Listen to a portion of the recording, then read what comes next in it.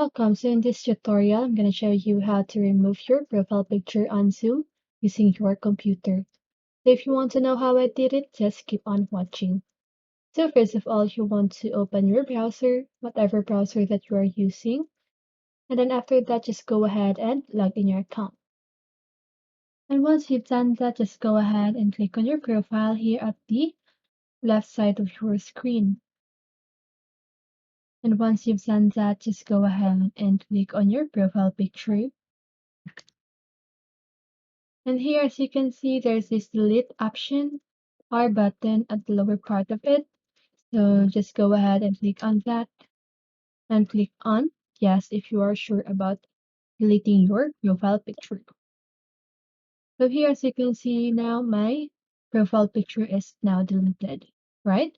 So that's how you do it. I hope this video helps you. And if it did, make sure to like, subscribe, and hit the bell notification so you won't miss a video. See you on the next one and have a great day.